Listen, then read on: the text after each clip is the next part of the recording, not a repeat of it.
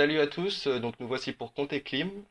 Donc j'ai pris les nids, comme je vous disais dans la vidéo de Freeze et Compte, j'ai pas repris le roublard parce que j'ai profité des succès tant qu'à faire. Pour cette vidéo, ce que je vais essayer de faire au maximum, c'est de vous expliquer pourquoi j'ai fait les actions, plutôt que de vous dire par exemple j'ai fait épouvante, je vais vous dire voilà j'ai fait épouvante parce que. Donc je compte tuer le compte au tour 2 parce qu'avec les glyphes, si vous attendez le tour 4, à partir du tour 3, il faut finir sur les glyphes, imaginez. Ça va être assez contraignant quand même de finir sur ces glyphes tout en prévoyant le fait que ces glyphes qui relancent à 3 de PO de sa case de départ vous haussent. Donc tant qu'à faire, on va le tuer tour 2. Le premier tour est classique, hein, boost, protection. Euh, la cyclo à son tour va en fait lancer cyclostrophobe. Là, toute la team va être sous cyclostrophobe. C'est un sort qui, quand on tape un personnage au corps à corps, donne 100 de dommages et fait un rembobinage. Je vous précise ça parce que vous allez voir, je vais jouer de ça justement. Donc avec le FK je protège, comme j'avais dit. Le placement est bien choisi, j'ai bien fait exprès de mettre le Eni au milieu pour donner les PA et pour faire une autre action, vous allez comprendre pourquoi. Donc premier tour, j'ai rien à faire avec Lenny, je vais me faire la maîtrise, je vais faire un peu de soin, donner les PA et me faire Molotov pour qu'au prochain tour, j'économise de PA à cogner le compte. Vous verrez, j'ai avec Lenny, si vous le faites, juste je me coupe tout seul là. En fait, je repousse le yop, je fais exprès de mettre cette position. Vous allez comprendre pourquoi. Donc comme je vous rappelle, il y a cyclostrophobe. Vous verrez au prochain tour pourquoi. Donc puissance, maîtrise de l'arme. Je brocle et je putsch le compte. Je lui fais le souffle parce qu'en fait, s'il vient taper le panda au corps à corps, il va retourner à sa case de départ et il sera dans sa case de départ au tour d'avant. Et en fait, la glyphe serait une case plus loin et le panda serait one shot sachant qu'il commence. Donc ça y est, c'est parti. À ce tour-là, je compte tuer le compte, je rappelle. Donc, je fais la flamiche. Je stabilise, voilà, je joue avec l'angle de façon à pouvoir n'avoir aucun angle pour stabiliser la cyclo. Et c'est parti, je tape. Donc vous voyez, le Yop a été tapé au corps à corps et est retourné à sa case de départ. Encore une fois, j'ai joué du sort que je vous prenais juste avant. Et c'est pour ça que je l'essouffle. Il y avait le panda, mais il y a aussi le Yop. Donc là, je masca et je compte tuer le compte. Sachant que la cyclo ne pourra pas tacler, donc je n'ai pas à faire attention à elle. Je tape pas extrêmement moi avec le Zobal, c'est pas mon DK principal. Je préfère booster ceux qui tapent, c'est-à-dire Lenny qui a un CAC 3 lignes, le Yop qui a un CAC 5 lignes. Justement, je voulais préciser, même si vous comptez faire comme moi, que vous voulez jouer de ça, si par exemple votre Yop est à la carry, vous amusez pas à lui donner 100 dommages, c'est inutile. Boostez plutôt Lenny qui a un CAC 3 lignes, ou par exemple si votre Feka lui aussi est à la RNL, tapez plutôt votre Feka. Oui, j'ai fait un petit fail dans les zones. Je voulais aussi dire, quand vous jouez, vous savez que vous allez retourner à un moment, à un endroit où vous n'aurez pas d'angle. Euh, Faites vos actions, faites vos attaques avant de, de faire vos protections. Tant qu'à faire, plutôt que vous amuser à compter, alors il faut que je place là, là pour envoyer là, tapez, n'ayez plus d'angle, faites vos actions et terminez. Donc j'ai compté mes PA avec Lenny de façon à ce que le compte ne termine pas à l'autre bout, parce qu'avec le Yup j'aurais pas pu y aller. J'ai compté mes PA, j'ai préféré faire deux flamiches qu'un mot interdit pour le renvoyer justement ici. Donc je tue le compte. La chose aussi importante, je sais pas à combien de lignes il y a eu, enfin combien de jets il y a eu besoin pour le tuer, donc je compte 1, 2, 3, 4, 4 le quatrième l'a tué, donc je bouge de 3. Donc je compte, mon angle de départ c'était derrière, hop, 3 quarts de tour, ça m'envoie juste avant. J'ai fait épée divine à la fin, comme vous voyez, j'échange la place avec le grand-duc, j'ai plus de PM. Si je l'avais fait avant, j'aurais pas pu taper au maximum la cyclo. Donc là, un fail dans les angles. En fait, j'ai été trop sûr de moi, j'ai voulu aller trop vite. C'est d'ailleurs ça qui va m'empêcher de tuer Cyclo à ce tour-là.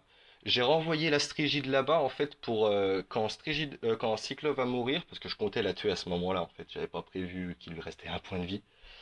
La glyphe aurait disparu, sa glyphe de départ. Je sais pas si vous vous souvenez où elle a commencé. Si je me trompe pas, c'est là où il y a le Zobal, où il y a la Strigide. Ça permettrait de garder une glyphe pour les nids. Appui est un sort à distance, aucun changement d'angle. J'en profite justement. Donc je suis toujours en horaire. Maintenant, j'ai tapé le grand duc au corps à corps, je passe en 180 degrés. Hop, je reviens. À partir de là, en fait, ce que je compte faire dans ma tête, c'est tuer Cyclo et après lancer Coco, lancer Destin, et je compte garder Strigide et Grand-Duc pour la fin.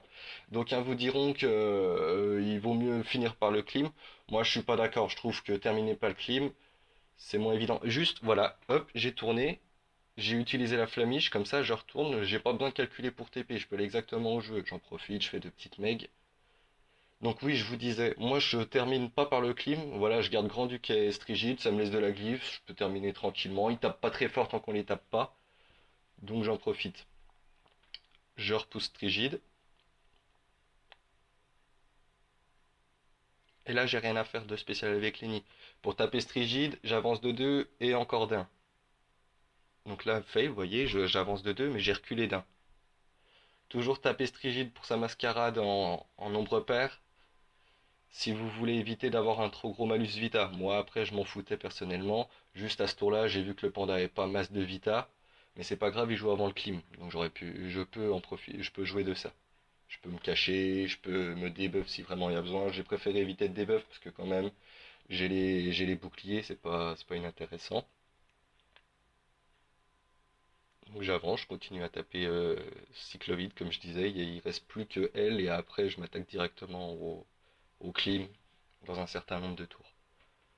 Donc contre horaire, 6 pistes sur 4, ça fait horaire.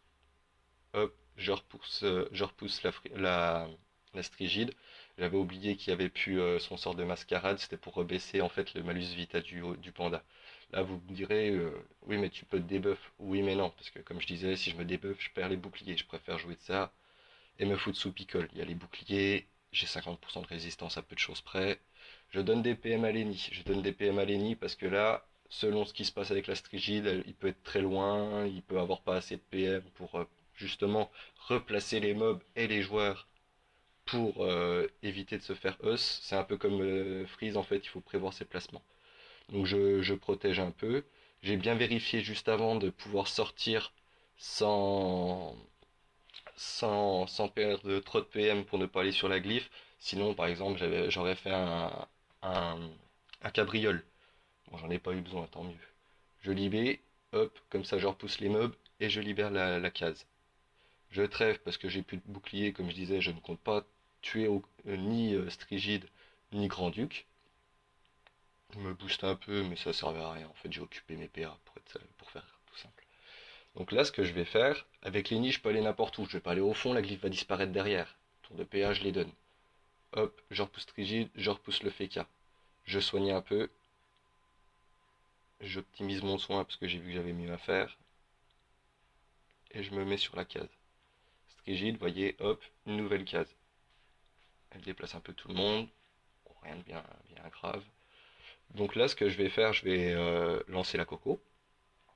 Et je profite de Hiboum du Grand-Duc pour le rapprocher, encore une fois, pour remettre une glyphe quand il va commencer. Je rebooste un peu, mais pareil, ça sert à rien en fait. Encore une fois, j'occupe mes PA. Tour 5, j'ai rien de spécial à faire. Et ben, je vais placer avec le panda. Il n'y a plus de bouclier, je pouvais me debuff. Vous voyez le gros malus vita que j'ai perdu. Un petit fail sur le calcul, c'est pas grave, de toute façon, pas très important. Je replace le FK sur une glyphe, il a pu libé, il a pu TP. Donc il fallait que je réfléchisse pas mal. Enfin, pas mal, non, pas mal, mais il fallait que je réfléchisse. Je stabilise Zobal comme ça, au cas où il se fasse attirer, au cas où il ait besoin de bouger. Puis stabilise, j'en avais pas grande utilité, donc j'en ai profité. Je me mets sous masse du pleu, j'envoie quelques Tortoruga.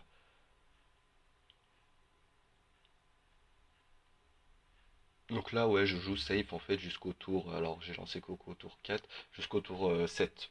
Jusqu'au tour 7, je joue safe. Tour 6, un peu de trucs à faire, mais rien de spécial. Alors là, vous allez voir Ankama dans toute sa splendeur. Regardez bien. Hop, je peux bouger sans aucun souci. J'avance. Plus de DB, plus de TP comme je disais. Bien, j'ai perdu le FK. Je vais utiliser un peu mes PA, mais en gros, ça ne sert strictement à rien. Il est pas vulnérable, rien du tout. Donc en fait, je sais que j'ai perdu le FK. Bon, il y a Lenny, donc c'est pas grave du tout. Par exemple, si j'y étais allé avec le roublard, ça aurait été un peu plus grave quand même. J'aurais eu que le Zobal pour protéger. Quand même, il y a quelques coups dans la gueule à prendre, pas de soin. Mais là, pas très grave du tout. Au contraire, limite, ça fait un personnage de moins à finir sur les glyphes. Bon, bah je soigne, hein. Là, il va falloir que je lance épée du destin. Voilà, PK mort.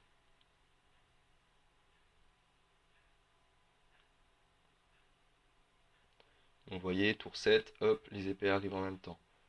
Il y a un joli placement libé, ça libère deux glyphes et ça repousse le compte pour avoir une glyphe un peu plus bas.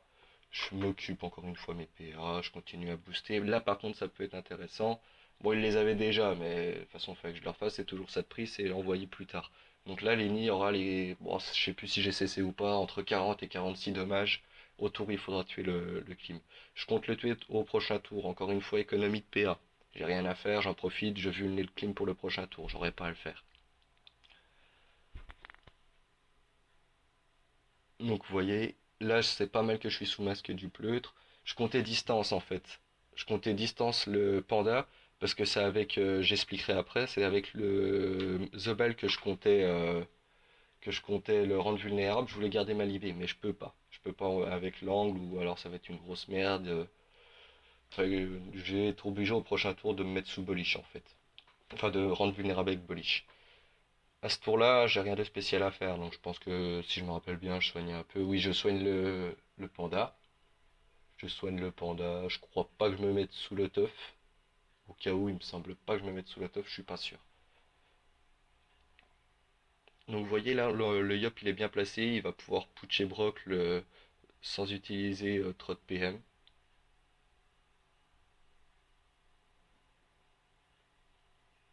Et en plus, il a une glyphe juste à côté. Donc hop, puissance, putsch, Brock. Et je lance des pressions en fait, vu que là je sais que je vais avoir besoin de destin. Je lance les pressions, comme ça j'aurai pas à le faire prochain tour. Tous les dégâts qu'il prendra, il prendra de l'érosion.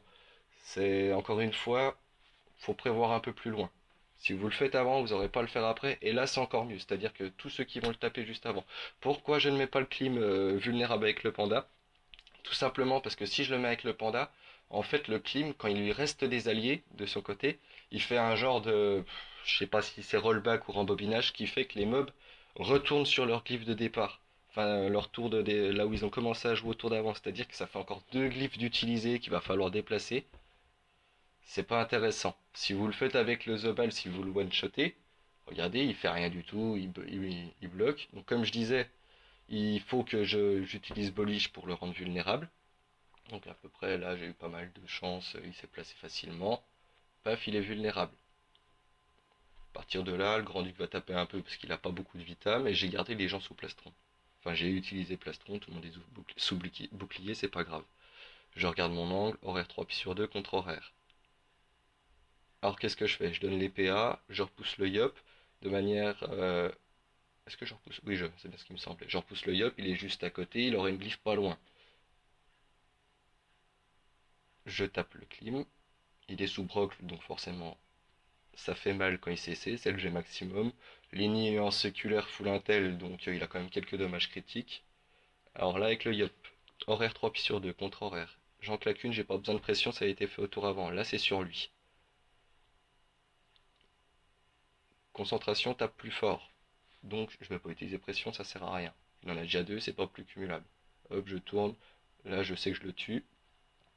Ces glyphes disparaissent, mais il y en a une juste avant. Je sais plus si c'est Strigide ou si c'est Grand-Duc, mais bon, c'est toujours ça de prix. Donc là, je garde en fait, si vous pourriez me dire, oui, mais pourquoi là t'as pas utilisé portée jetée, c'est toujours moins cher. Ouais, mais au moins je garde le panda sous plastron. C'est uniquement pour ça. Là, j'ai un joli placement en transe. Je me mets sous masse du pleutre. Pourquoi? Parce que j'aurai pas de plastron à lancer, j'aurai pas de transe, et en plus, on a quand même des bandades qui sera sacrément utile pour ce genre de combat. Bon, là, en gros, je vais les tuer les deux petit à petit. Pour ça, je vais vous mettre avec de l'audio, accélérer un peu le combat, histoire que, voilà, qui est ma petite partie audio habituelle des combats. En vous souhaitant une bonne continuation. Et puis merci d'avoir regardé ma vidéo. C'était Roris. Bonne journée.